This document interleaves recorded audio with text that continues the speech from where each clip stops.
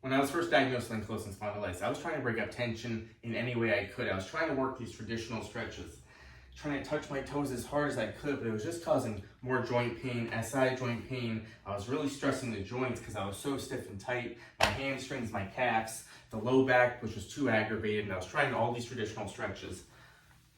The regular downward dog, and again, too much pressure, dealing with too much tightness in the posture, too much tightness in the hamstrings and the calves. Also the joints, those positions can be so challenging on the joints, especially when you're really stiff and tight. If you have ankylosing spondylitis, inflammatory arthritis, or just too stiff and tight to start there. Maybe down the road we can get there. And how I got there over time was I had to get rid of these stretches at first. It was causing way too much pain. So let me show you what I did to really start my stretching journey. Someone who was so stiff and tight, doing these things caused pain. Stretching is supposed to do the opposite. We want to release tension, improve flexibility, help our posture. Let me show you where I started. So first, I focused on the tight areas. How can I stretch these tight areas in a more relaxed manner where I'm supported and I don't have to worry about the posture, worry about the SI joints? So I chose mobility exercises. This one's strictly for the hamstring, for the calf.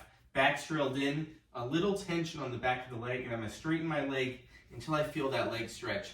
What I would do, I would just hold a couple seconds, then I would relax the leg. And I would ease into this comfortable range of motion, couple seconds. So if you just feel this right away, you hold this couple seconds, you don't force it, then you relax. And then over time, I would work repetitions, starting with 10 repetitions of a comfortable range of motion.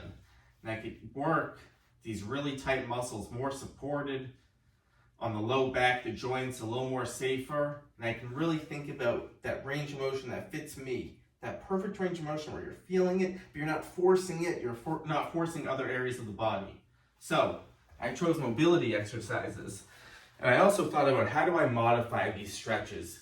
The downward dog is such a great stretch for AS. We get long through the body, we're stretching out the back, the hamstrings, but we're also working on bending, some things that we really need to do over time. So the stretch I first started with, this bending motion is critical for picking things up. Downward dog is critical for getting that whole body moving, that functional aspect. So trying to work up to these movements is important for functions we can move throughout the day. So what I tried to do is I tried to mimic those stretches. The downward dog, I would use a wall, and I would work the supported downward dog. Same principles as that first stretch. Couple seconds, reset.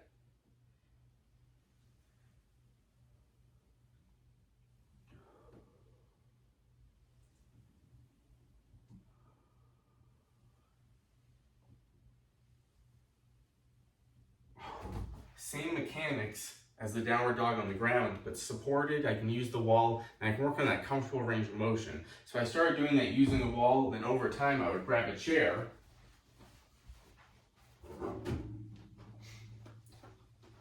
And I would work those same principles.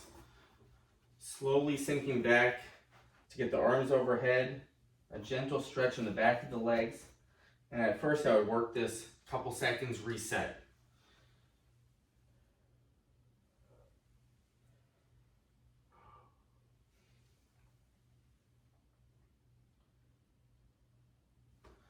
And then over time, I could go for longer holds, loading up all these muscles, a little more strength component, and then reset. So I would slowly ease into it, but only that comfortable range of motion. And over time, this became easier. Not to force it, but to find that comfortable range that my body's now able to do without aggravating the low back. I'm gonna have a little more flexibility. And over time, it just kept progressing in a slow way. This really took years, but I was able to do it more comfortably.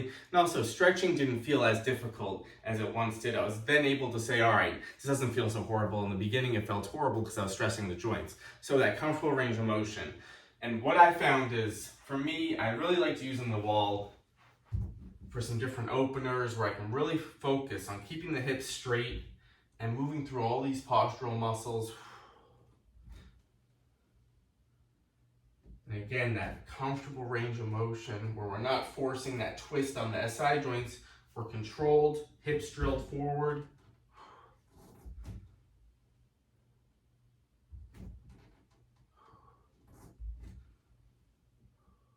So, Find those comfortable stretches for you where you can work that controlled range of motion, that range of motion that fits you. It might still be a little challenging, but it's a challenge that we can do a little more comfortably without agony, without stressing the low back, stressing the SI joints. So that's the first step. The second step that really helps me is bringing some strength to the body. I think strength is crucial for ankylosing spondylitis. The problem again is if we're really stiff and tight, it's hard to strength train. It's hard to do these bigger movements, the squats, the deadlifts, the overhead press. Over time we can do them, but in the beginning, I think it's really important to break this down piece by piece. Same as I just showed you, we have to find comfortable ways to move in all these different manners. So what I did strength training wise, I love resistance bands, so we can start strengthening the back to really help us to protect the rest of the body. So you see me using resistance bands a lot for this reason, and over time I use a lot more weights nowadays, but in the beginning, I'm using resistance bands to stretch the body and get some strength in that upper back. All these different areas of the back.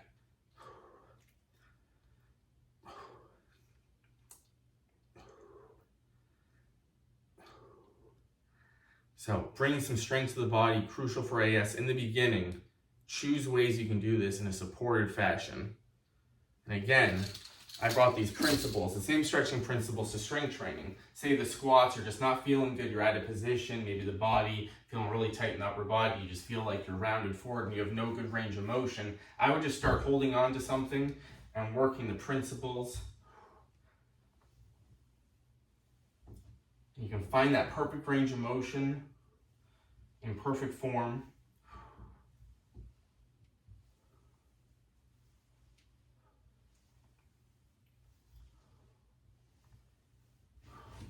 And you're working stuff on the ground. What I did was I worked a lot of movements on the ground with my back supported. So grabbing some weights,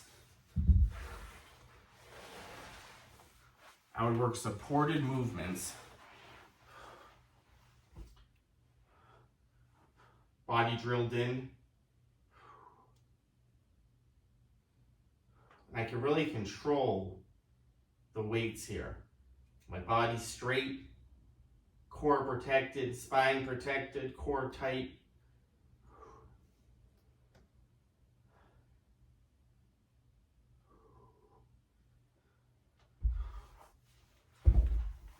So what it came down for me was breaking all these movements down from the beginning. How can we just get them started in a comfortable manner to just build flexibility, strength, and over time, these more challenging positions we can start getting into a little more. But sometimes some positions just aren't going to feel good. That's fine. What I would do is look for other ways to do it, look for other ways to stretch.